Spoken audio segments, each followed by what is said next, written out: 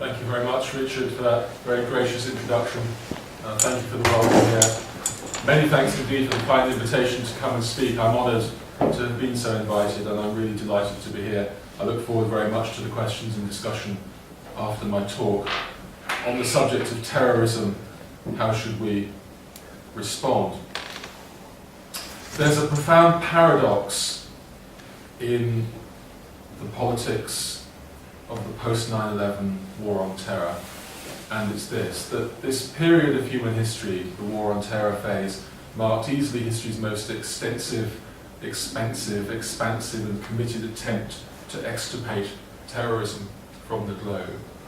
And yet a look at the figures for terrorist-caused fatality or terrorist incident over the period between the atrocity of September 11 and the phase when the war on terror was beginning to be something politicians in America were embarrassed about by 2006, 2007. The figures for that period show not only that terrorism during that phase was not extirpated, but in fact that the figures were rather humblingly getting worse. In the 3 years and 8 months before 9/11, the average monthly death toll from terrorism globally was 109 deaths a month. In the 6 years between 2001 and 2007, what might be considered the war on terror phase, that monthly death toll globally from terrorism rose from 109 deaths a month to 158 deaths a month. If you exclude terrorist-style attacks in Iraq and Afghanistan, if you include terrorist-style attacks in Iraq and Afghanistan, the monthly death toll from terror rises from 109 deaths a month to 529 deaths a month. If you move from fatalities to terrorist incidents, there is a controversy about the cataloguing of terrorist incidents globally. So let's look at two reputable figures that derive from the Memorial Institute for Prevention of Terrorism, which catalogued in 2001 1,732 terrorist incidents globally, 1,732. Fast forward to 2006, that figure had risen from 1,732 to 6,659. If you look at the Global Terrorism Database figures, 2001 catalogues 1,219 terrorist incidents globally. Fast forward to 2007, that figure has risen from 1,219 to 2,632. Whichever way you cut the figures, it is, as so often with human experience, a humbling experience to look at a profound endeavour to achieve some great change and recognise the limitations to that change. Now, my argument about this phase of human endeavour, and I'm not hostile to the notion necessarily of a war on terror or a war on terrorism, but my argument about why this has been a process which has gone less well than it might have done is that there are two key problems with our approach to the problem or the difficulty that was being faced post 9/11. One is a problem of what I'm going to call the repeated cycle of state amnesia.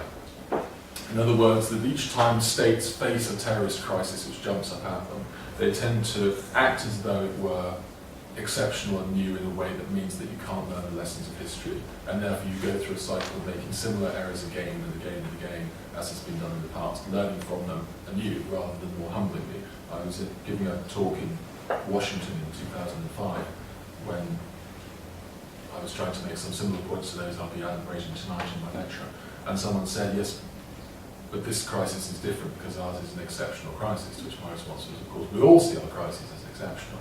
But the difficulty is that while each is in some ways unique, there are probably family resemblances between them such that we might try to learn the lessons. And it seems to me that what's happened since 2001 is that we've gone through a series of things which, particularly as someone who was born in and spent most of his adult life living and working in Belfast and studying groups like the IRA and the UK response to it, seemed like an extraordinarily amnesiac attempt to deal with terrorism, forgetting the lessons which we might, in the words of one expert on the subject, have considered to be knowns already. The second problem, which I think is a broad problem in dealing with terrorism, has been what I would call a failure of intimacy of understanding, a failure of intimacy of understanding. Most of the vast number of articles and books written post 9/11 on terrorists are written by people we've never met. Now that may be a perfectly understandable social choice to make. I quite respect that.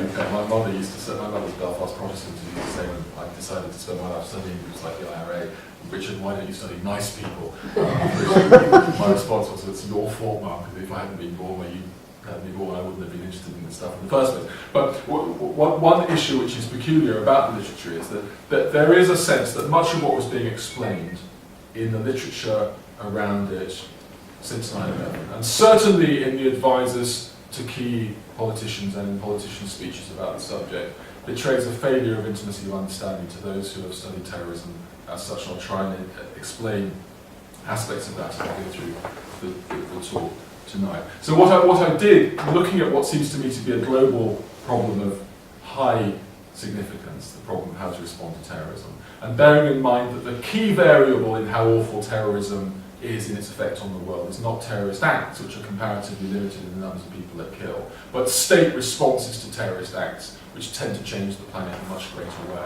It seems to me there was a big problem. There were two key hermeneutical difficulties with our global or Western response to it. One, an amnesiac tendency, the other, a failure of intimacy of understanding.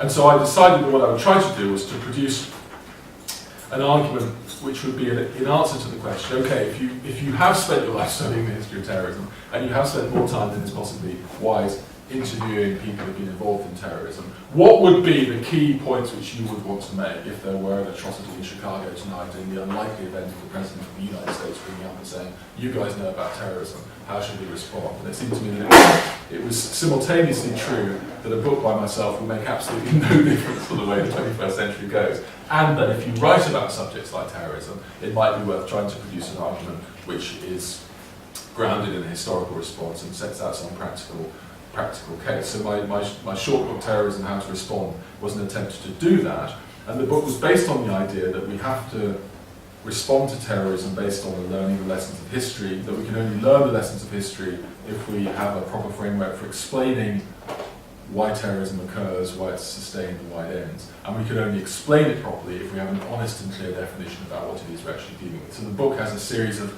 chapters which are concatenated links in a single chain of argument, the problem of definition, of explanation, of history and response. And at the risk of giving you the punchline and saving you having to bother buying and reading the book, I'm going tonight to try in about 45 minutes to set out a case for how I think we should respond to terrorism based on a mixture of an intimacy of understanding, as I hope that we might discuss tonight, and a long-term memory of this long-term problem. And I think there are 7 key elements in an effective response, and I'm going to set them out and then look forward to your questions, challenges, points, and arguments afterwards. First point, avoid an over-militarization of response. Avoid an over-militarization of response. It's not that military force is of no use in combating terrorism, but history seems to me to suggest that there is an ambiguous and counterproductive, in many cases counterproductive effect, when militarization becomes the central fulcrum on which counter-terrorism turns. Now this is famously the case in Northern Ireland, which is the case study with which I'm most familiar, and from which I'll probably draw more examples tonight for the purposes of vividness and of underlining that point about intimacy of sources. But I think it's true in terms of the Israeli response to Palestinian violence as well. I think it's evident in the French response to Algeria. I think it's been manifestly the case in the war on terror in relation to the post-9/11 crisis. As we know, there was a heavily militarized response to 9/11 by the United States, but also by the United Kingdom, also sort of strongly defended recently in a memoir by former Prime Minister Tony Blair. There is no doubt that among its other effects, the foreign policy at the heart of that in Afghanistan and particularly in Iraq has, in the UK's case, exacerbated the Islamist threat to the UK rather than reduced it. The deployment of heavy military force, the reliance on primarily kinetic methods, as practitioners refer to them. I was giving a lecture in the States once when one of the people in the audience was a very intelligent guy who'd been involved in special forces, and he was trying to put a case perfectly sensibly, arguing against my argument about militarization. He used the phrase kinetic methods, and one of the other scholars in the room said, what are kinetic methods? And this guy said, kicking down doors and shooting people. It's a very nice way of euphemizing political violence of a certain kind. It seems to me that there's no mystery why military engagement can be counterproductive. Another euphemistically termed process, collateral damage, can erode sympathy amongst the decisive populations from which terrorist groups will either gather support or if you're countering them, you hope that they will not gather support. It sometimes tends to validate what terrorist enemies have said critically about a state. And one of my friends who studies Afghanistan said that people involved in some of the more subtle engagements in Afghanistan were trying to argue against Taliban-style violence. The engagement of the military in certain villages would tend to set back that case in some cases. In some instances, I think he would argue forever in terms of losing hearts and minds. It can make necessary compromise more difficult to attain. And it seems to me that one of the key elements repeatedly in processes of violence becoming worse is a tit-for-tat cycle of escalation whereby terrorist atrocity produces understandable, emotionally understandable state response, which reinforces terrorist anger, which then escalates the response. And you see there are these cycles. I mean, in the Northern Irish case, which is thankfully a very small case, though I think in some ways quite a telling one, in 1968, nobody was killed in political violence in Northern Ireland. By 1972, 497 people were killed in political violence in Northern Ireland. When you trace those bloody years where the jagged incline of violence goes up, the tit-for-tat localised escalation of violence is absolutely crucial to it.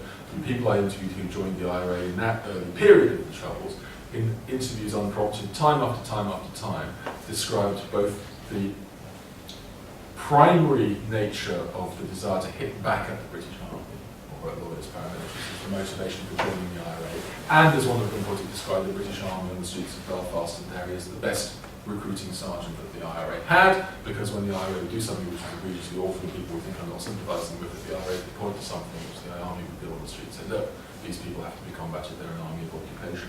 Particularly, I would suggest that there are two aspects of the militarisation of response which one would want to avoid if one's looking at it in a coldly rational instrumental fashion. The first is a sense of disproportionality.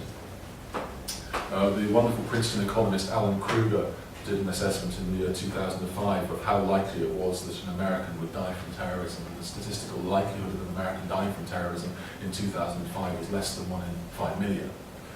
Now, in other words, there's a disproportionate response militarily to the actual threat that terrorism faces.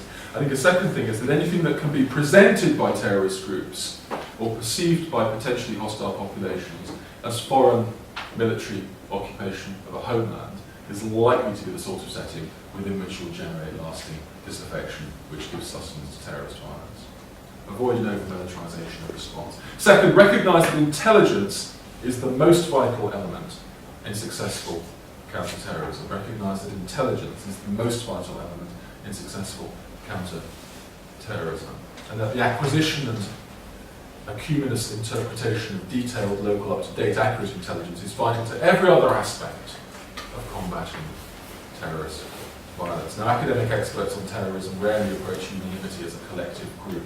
They're as vociferous as some terrorist factions themselves tend to be. But on this point, there is a broad agreement across much of the literature, depending on, even independent of disciplinary background, political affiliation, or geographical specialism or base. And it simply cannot be overstated. Sustained human assets, technological surveillance, financially acquired data, effective infiltration of enemy groups and networks are absolutely important.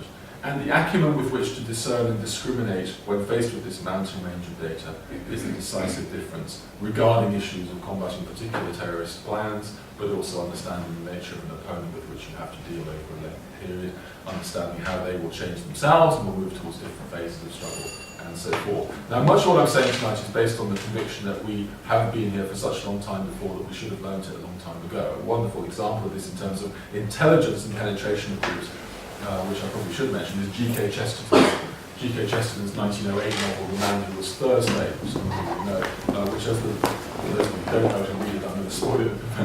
But this is about an anarchist conspiracy, an anarchist terrorist group, and it's set in, the novel is published in 1908, and there was a 7-person ruling council of the anarchist group, and as the novel develops, they all realise that without any of them knowing it, they've all been working, all 7 of them on the council rules this group would be working for the police and not changing from them. At the end of the novel, one of the characters declares rather ruefully, there never was any supreme anarchist council, he said.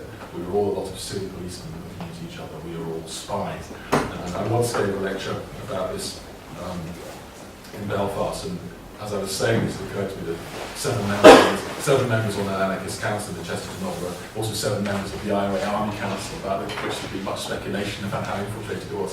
One of my 4 interviewees was at the back of the room Don't say it, don't give me if you want to live till your 50th birthday, don't give your brain all 7 of them working for MI5. But so since I'm on camera, I will stress that I'm not claiming that the IRA Army Council were all working for MI5. But I would say that the IRA was one of the, by the end of the IRA's campaign, and the time it reached its ceasefires of the 1990s, the IRA was so heavily infiltrated as a group that both the IRA and the RUC, the Police Force Trying to Counter them, gave you roughly the same figures of the number of operations the IRA planned, which didn't come off because of prior intelligence. And the police claimed it was 7, the IRA claimed it was 6, but either way.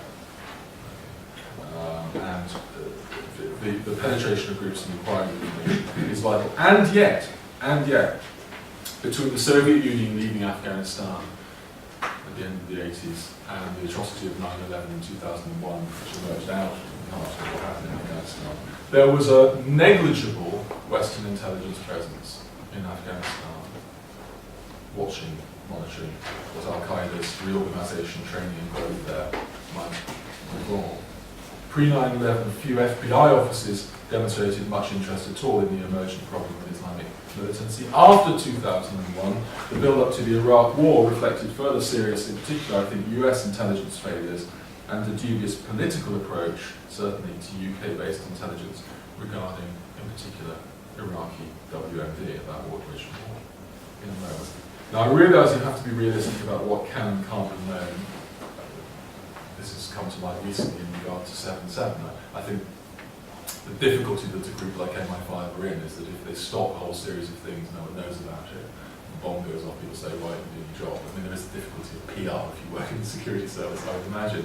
But it is also true, as former Director General of the Security Service, Stella Remington, has put it in public, it's difficult even yet to make the argument effectively to politicians that the expense on prior intelligence, however difficult that might seem to a budget holder, is far, far less than the expense paid when something goes off and you have to deal with it after the event. Okay. I think there is a sense that intelligence is an absolutely pivotal feature of dealing with terrorism. The Northern Irish example is interesting here. I've started doing some research now on counter-terrorism, so my interviewees have moved from being people who are blowing things up to people who are trying to catch people who are blowing things up. But one of the fascinating things about Belfast, for example, is that even yet there are literally thousands of bugs uncollected in houses around North and West Belfast. Things in televisions, things in people's fireplaces, things in people's shoes. The extent of this is enormous. Now there are moral difficulties with this in all sorts of ways. Okay, there's the moral difficulty of civil liberties and whether someone's watching you. Now I always assume my phone's been tapped in people anyway. My phone calls regrettably are not interesting to monitor. But there's also the question of recruiting agents is a difficult business in all sorts of ways morally as well. I mean, it tends to be the case that there is a myriad reasons for people becoming agents and turning away from it. But in many cases, it's about certain kinds of vulnerability which you have for a person and push on them and they turn and give some information. So if, for example, in the Irish case, as has happened on some occasions, you've got film of someone having sex with another prisoner's wife while they're in prison, and you go to that person and say, if you want this video to go to the movement, or do you want to give us information on a couple of operations which you know are going to happen? The person has only one choice they like to make in Belfast. They make the choice. Once they've given information about one thing, you've got them. Because once they've given information they're a tower, they can't stop being a tower. Now that's a moral choice between something which is grubby but life-saving and letting bombs possibly go off. More difficult still is the fact that, let's say, for example, that I'm running 2 agents here, and one of them is more important than the other, and I sacrifice one in order to maintain the other. Those kind of choices are involved. This is a difficult business, and there have been difficult choices, and continue to be very difficult choices in the war against Islamist terrorism now. Yet it seems to me that the costs of not engaging in this kind of intelligence, and in my view trying to engage in it before crises emerge to fruition, is far more costly morally than the difficult business of running these kinds of things. And we might discuss the issues of the extent of phone tapping and so forth in questions, but it does seem to me that the absence of intelligence allows for the most gross mistakes. Third, maintain strong credibility in counter-terrorist public argument. Maintain strong credibility in counter-terrorist public argument. Misrepresenting terrorism, its causes, the nature of its practitioners, the nature of motivation behind it, is both unhelpful and unnecessary for the state to engage in, and yet it repeatedly forms a pattern of state response to terrorism, and in the wake of a terrorist atrocity, people are presented as psychopathic or purely criminal or gangsterish. They're presented as emerging because there is a clash of civilizations, or because they hate our way of life, or because of some religiously crude mechanism, none of which seem to me to be true in the cases to which they rely, all of which help out the people against which they're directed. When people are making statements as politicians against terrorism, what you should imagine is the bar or cafe or village or whatever, where supporters for those terrorist groups are listening to this being said, and their response. So if, for example, someone says this is mere gangsterism or this is just psychopathology, whatever, the people who are in the group which is engaging in it know that it's not true, and the people supportive of, and the neighbours of, and the mothers of, and the brothers of, and the friends of, and the wives of, and the girlfriends of, know it isn't true. And they know that their opponent either doesn't understand or is lacking credibility in their presentation of it. Again, I'm going to keep quoting it. This isn't because I'm hostile to the former Prime Minister, who is in many ways a wonderful man, but I think his memoir in regard to the War on Terror does reveal all sorts of myopic difficulties. Blair's presentation in The Journey of the War on Terror is that it's, quote, one about culture and religion more than politics per se. And I think he's actually just wrong. The notion of they hate our freedom is nicely responded to by Osama bin Laden saying, why don't you attack Sweden then? I think that there is a problem with defining things in the wrong way. And one key aspect of this, which I do address in my book, which not everybody agreed with when engaging with my book, is it does seem to me that one of the key problems with using the T word only to apply to non-state terrorist groups, and tonight I'm talking about non-state terrorism, the difficulty with that is that people can quite credibly say, if terrorism is political violence used with terrorising psychological effect, then surely states have carried out far more original human history than terrorists. So you get into this antiphonal, you're a terrorist, no I'm not, you are. I mean, this is the classic IRA argument about this is to say, what on earth was carpet bombing like that in the Second World War? Why would nuclear bombs used to push countries that not terrorising political violence? And so Hamas will say that the Israeli state is terrorist. It seems to be that what you have to do is to be honest about the fact that when violence is used for terrorising political purpose, then you have to recognise it might be something which is called terrorism. And I think in that sense there's an aspect of credibility which people don't recognise enough about in terms of state response. Because the Manichaean presentation of crude good versus evil, of legitimate force always as against terrorist evil, seems to me to be so simplistic as to undermine it. Now in terms of credibility, the war on terror seems to me to have been hampered profoundly. The Iraq War is the only example that one needs to give. And I'm not saying the Iraq War was necessarily misjudged, though that is illegal. But in terms of countering terrorism, there is no doubt that to claim that Saddam Hussein was somehow involved in Al-Qaeda in relation to 9/11, they'd have to admit that he wasn't. And to claim that he had weapons of mass destruction, which might be damaging to the West and threatening to the West, and instead we can't find he actually didn't have any, has meant that it's much, much more difficult for the United States in particular, the United Kingdom also, to be treated credibly, particularly in those countries which have Muslim majorities, who are the crucial countries with whom we have to deal with if we're trying to counter Al-Qaeda around the world. One intriguing aspect of the war on terror is that much of the success of the war on terror in Africa has been eclipsed by the PR disaster in Iraq, in terms of what has actually been achieved, and I think that is a difficulty. And I think there's no need for states to go beyond the credible in combating terrorism. Historically, it seems to me that when we're looking at the arguments of the Baader-Meinhof group, or Chupa-Maros, or the IRA, or the UVF, or Al-Qaeda, or Chechen rebels, it seems to be quite frequently you find that state arguments about what they're doing are at least as credible, and in most cases much more credible than the arguments of terrorist sellers against their range. I think it's important to recognise that there is enough of a resource in the horror of what terrorists actually do to maintain a credible argument against their methods, and a recognition that in most cases that I have studied, and people like Audrey Cronin, whose wonderful book How Terrorism Ends, would back this up as well. Most terrorist groups end their campaigns of violence without their central goals having been achieved. In other words, terrorist violence is not only hideously vicious, but it's historically ineffective in terms of securing its central goals. Typically, terrorist violence changes the world, but not as it was anticipated or intended. I think it's important to recognise when presenting arguments about terrorism the political and serious basis of the terrorist campaign you normally face. I'll come to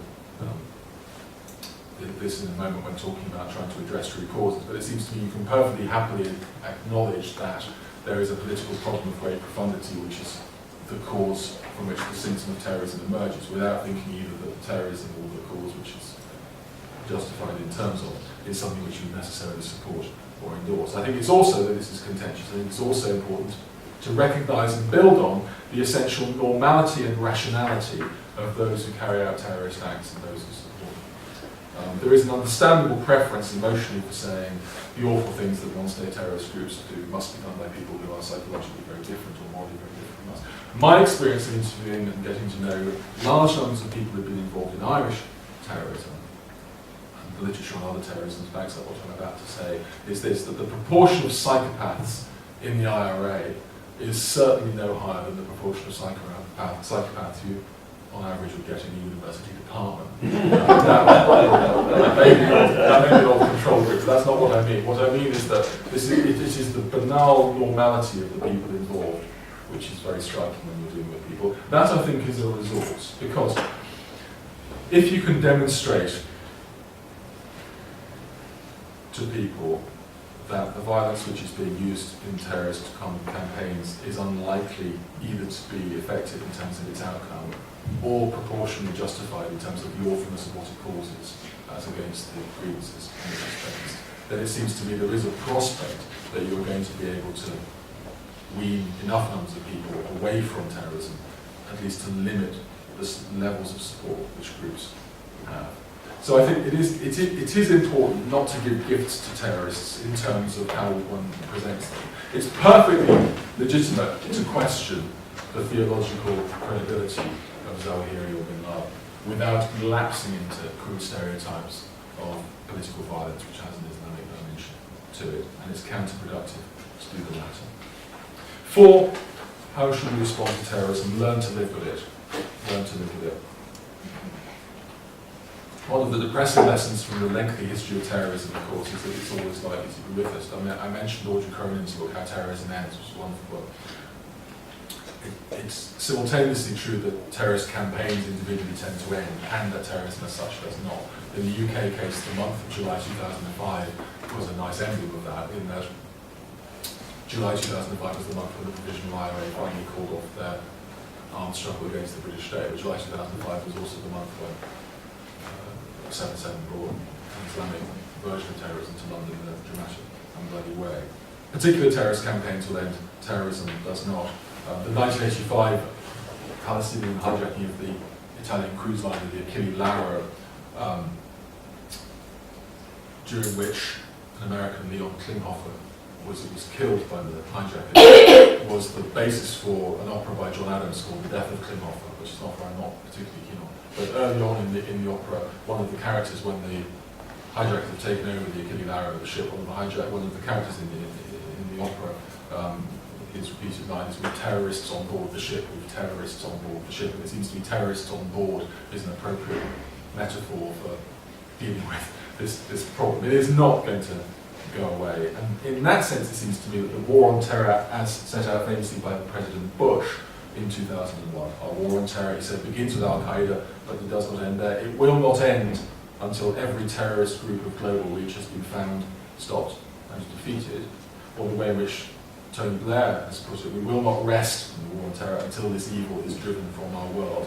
That is setting up a goal which is simply unrealisable. And I think setting unrealisable war aims is probably an unwise way of declaring or pursuing a war. I think a much better way of looking at it is what my new boss, the principal in St Andrews, Louise Richardson, has talked about, that rather than obliteration or elimination of terrorism as such, the containment of it and the limiting of it, and by implication, that she doesn't make this point as explicitly as I would,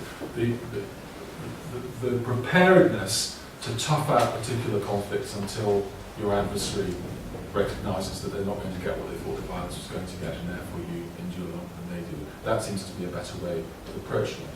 This involves a long-termism.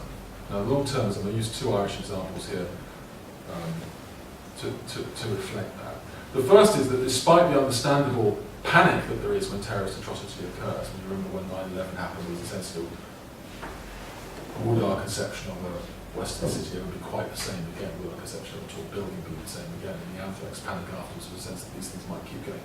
Actually, the history of non-state terrorism against states tends to suggest the durability and resilience of states in the face of terrorism as against terrorist threats, rather than the opposite, and the normality of life. And this is someone who's lived in Belfast for a long time and recognise the incredible capacity for there to be a resilient normality to life, even against the background of abnormal awfulness of violence. But the second thing is in terms of the toughing it out, and this is the point where typically the orthodox version on the IRA is that they initially in the early 70s thought that they would win quite quickly, and then around 76, 77 moved to the long war. When I interviewed the man who's famous for the Brighton bomb, Patrick McGee, the bomb who nearly killed Mrs. Thatcher in 1984, when I interviewed Patrick, one of the times I was talking to him, he backdated this long war, certainly as far as Jerry Adams was concerned, referred to an incident when they were in the Longkesh internment camp in 1973, when Adams, as an IRA leader, was giving a lecture to the IRA inmates about the struggle. And Adams began by saying, who here thinks that this struggle will be over in 2 years? And they think, well, we're too well weary for that. No, of course not, we recognise and so on. Then he says, who here thinks it will be over in 10 years? And a few of them were private. He said, we rather hoped it would be, Jerry, but and he said, who here thinks the struggle will be over in 20 years? And then Patrick said, we were all getting worried by here, because how long is this going to go on? But his point about Adams was, even early on, Adams recognised this was going to be a long struggle and a long war. My point about it is that actually, when it did end, the IRA of Jerry Adams ended on terms which were nothing like what they'd been fighting for. United Ireland had not been achieved. Okay, Catholic communities had not been defended. Socialism had not been implemented. The British had not withdrawn. Okay. So in that sense, there is a capacity, it seems to me, for toughing out conflicts in ways that... Now, I recognise that someone like myself will never get elected as a politician. Someone who's now in government, who at the time of this conversation was in opposition, said to me, I agree with many of the points in your book, Richard, but I couldn't possibly say them in public, because after an atrocity, no politician can come out and say, well, the point about this is it's going to go on and on, we've got to learn to live with it and just minimise the violence. I mean, Reginald Maudling, British politician, famous for talking about an acceptable level of violence in Northern Ireland. Most people who talk about the Maudling quotation about an acceptable level of violence are condemning him, saying how awful that he can talk about an acceptable level of violence. Actually, he's absolutely right in the sense that the state recognises that there is a certain kind of violence that you can contain and live with and deal with and tough out the conflict until your opponents recognise that the violence they thought would bring victory will not. But while terrorism as such will not end and you have to learn to live with it, obviously individual terrorist campaigns can and will come to an end. And sometimes they'll come to an end because of an addressing of problems and root causes underneath the campaign behind it. So the fifth point I would like to make tonight is, where possible, address underlying root problems and causes. Where possible, address underlying root problems and causes. Appalling though its human consequences are, terrorist violence historically tends to be inextricably political, and to emerge out of very serious problems regarding matters such as contested state legitimacy, national, ethnic or other communal disaffection. Now, that much terrorism is generated by such root problems in no way necessarily legitimises the violence, but it does seem to me to explain it and to point toward the vital lesson that the best ultimate way of removing or reducing the strength of the terrorist symptom is to address where you can the political source. And I recognise in many cases this is simply not feasible. Okay? Michael Burley's book on terrorism recently made the point that you shouldn't be looking to someone like Bin Laden as somebody with whom you can do a deal. You have this nice throwaway line where he says, if you think that if you're waiting for Osama bin Laden to turn into Nelson Mandela, then you need a psychiatrist, not an historian. There's a sound point behind that. And Alan Dershowitz, an equally controversial scholar, has written a famous book about why terrorism works, where he argues, Dershowitz's argument is the exact reverse of my own. He says, quote, we must take precisely the opposite approach to terrorism. We must commit ourselves never to try to understand or eliminate its alleged root causes, Dershowitz says, but rather to place it beyond the pale of dialogue and negotiation. Now, I accept the point Dershowitz is making in this sense, that if you demonstrate the efficacy of terrorism, then there's a sense that you're more likely to produce repeated terrorism. The difficulty is that, first of all, I don't think terrorism has been as efficacious as he claims. In the case people always cite when saying terrorism works, if someone says terrorism works, it's not long before they're going to mention the 1983 Beirut barracks bombing. Okay? Now, the reason they would use that example is because it's one of the few examples where terrorism actually has a demonstrable effect of producing some kind of desired effect. Moreover, I think it's important to recognise both that in cases where terrorism ends, where there has been some kind of political progress made, the terms on which it's made are often extensive enough to appeal to most people within the constituency from which terrorists seek to find their support, but different from and short of the goals which terrorists themselves have espoused. Now, the obvious case of that is, which I'm going to come to with an example, is Northern Ireland. But I think it's also true that, for example, in the case of Basque violence against the Spanish state, I think in the case of much violence in relation to self-determination issues, there is an autonomy short of separatism which will produce an answer which satisfies enough people to take the sting out of much terrorism. And in the Northern Irish case, the evidence of history works entirely against Dershowitz, because it was a peace process not born of terrorist victory, but a peace process born of the fact that the IRA came to the conviction that they were not going to achieve what they thought they achieved through violence and needed to achieve momentum through another route, namely a political one. Okay, so the case where there has been a shift in Western Europe towards trying to address root causes, as in Northern Ireland, is not a case where people say, okay, well, you can end your terrorism and we give you what you want. What's happened is instead that there has been a recognition by the main terrorist group's leadership that they're not getting what they want and need to think cannily about moving to other kinds of methods. And then a messy deal is patched together, which is far short of what they're actually dying and more commonly killing for. This has implications about the talking to terrorists question. If you talk to somebody like Tony Blair's Chief of Staff, Jonathan Powell, who was engaged in lengthy conversations with the IRA, his point is one which backed me up, which is that there are some occasional historical moments when you can do a deal which will take the sting out of a conflict and effectively reduce or dilute or even possibly remove terrorist violence. But the more important point is that you'll not know when that moment has arrived unless through some means or other you have some kind of contact with and listening to and understanding of the terrorist groups you're dealing with. Now sometimes you have to do that in a way which involves you denying it. So if I'm Prime Minister, I say I would never talk to these awful terrorists and just try to blow London. But I might be saying to four people out as interlocutors who will be talking with them. And then later on, of course, everyone will claim, yes, that's what I was doing because it brought a peace process, but at the time it hasn't gone and deny it. You may need to do things like that, but the key thing is that you do need to understand that which is happening within the terrorist movement, which means someone has to be talking to them on your behalf and reporting back to you, which means they must know that you're prepared to recognise that some movement is possible at some key historical moments. The key point is that's not going to produce any kind of deal until terrorist groups come to the conviction that terrorism is not producing what they had hoped it would in terms of victory. And that normally involves a bloody waiting out. I think ETA is effectively there.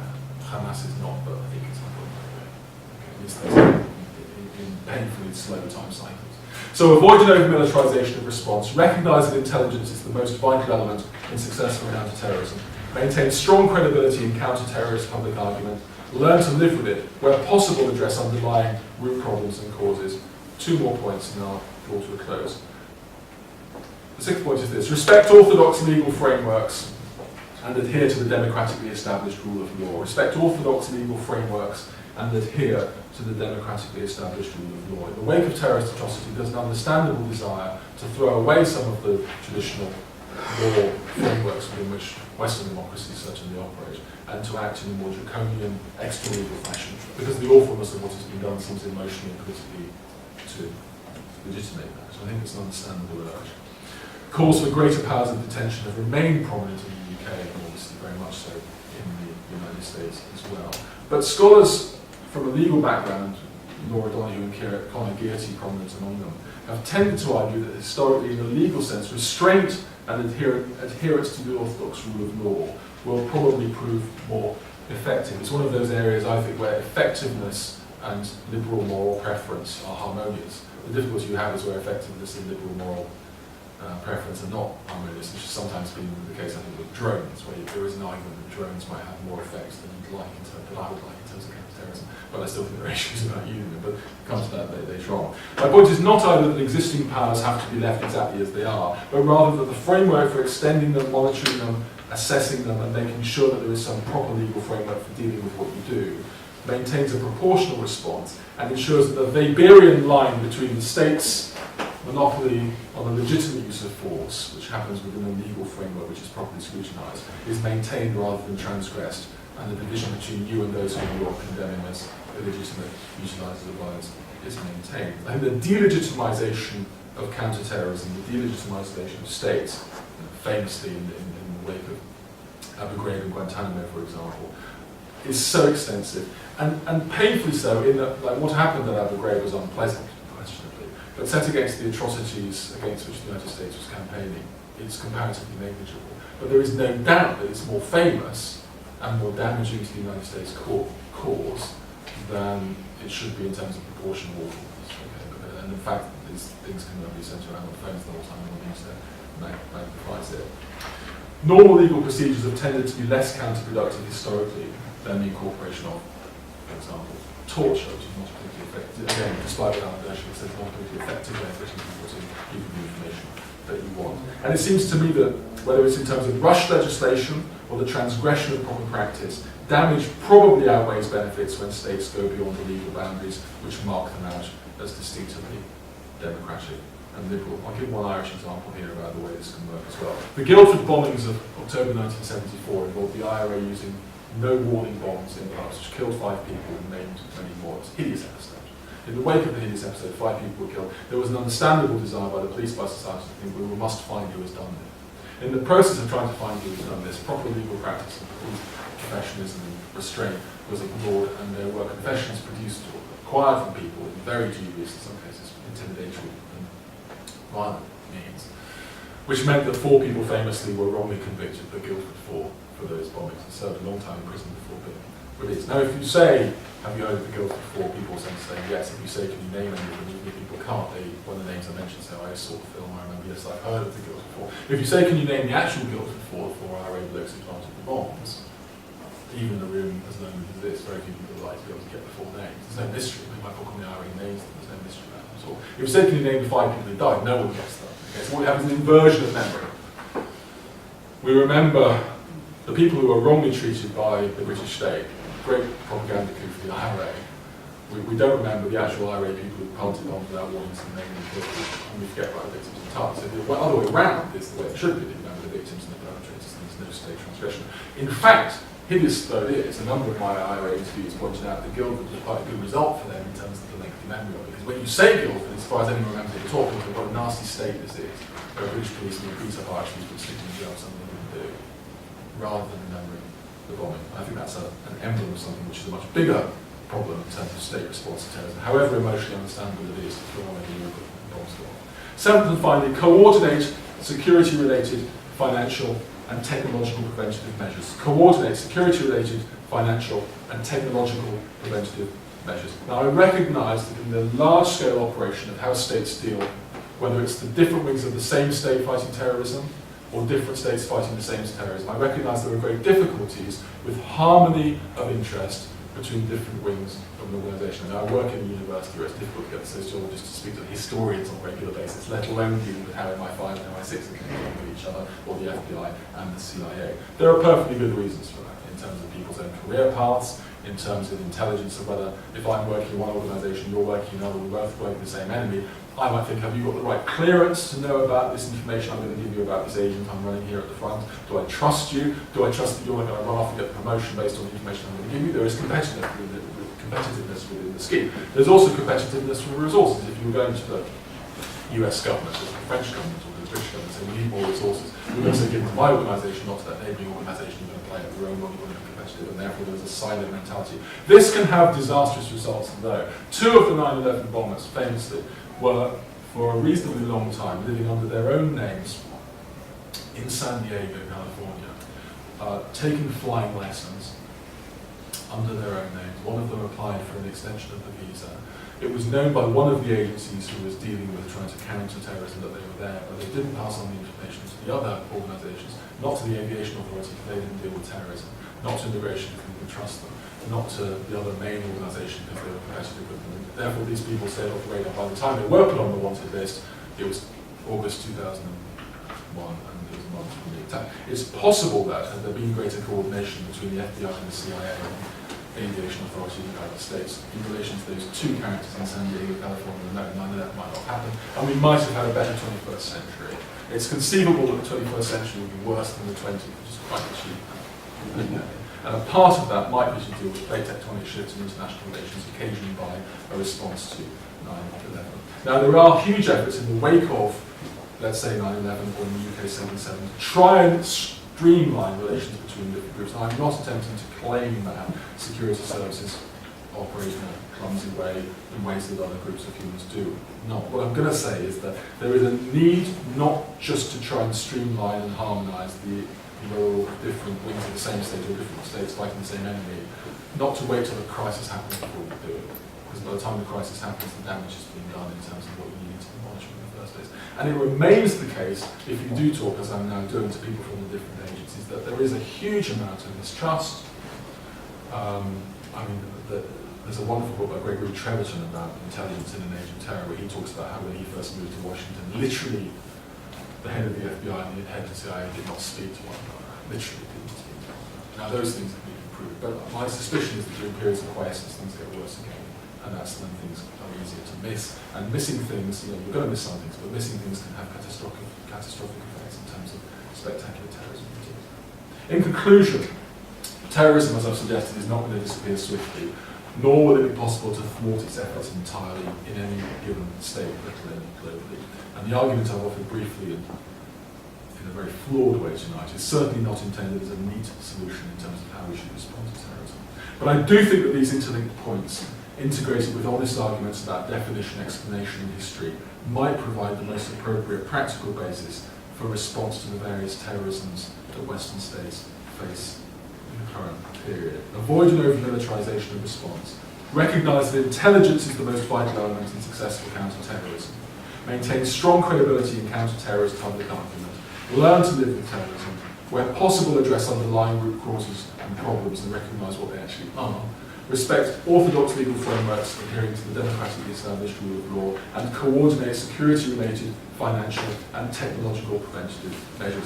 The fact that all of these 7 approaches to terrorism were at least partially or initially ignored in the post-9/11 crisis makes the job of dealing with it in 2011 more difficult than it needed to be. Depressingly, I think if there were a bomb tonight or tomorrow in the United States, for example, the response would probably ignore most of those 7 points all over again. And I'm certainly not suggesting that a trivial scholar like myself can make a difference in terms of impact on policy in any global or even national way. What I am saying is that I believe that strong adherence to these historically rigid principles, if it did endure, would mean that there would be a much more effective way of states, governments, counter-terrorist agencies, societies and individuals being able to respond to terrorism in a way that's more successful, effective and proportionate than sadly has been historically the case. Thank you very much.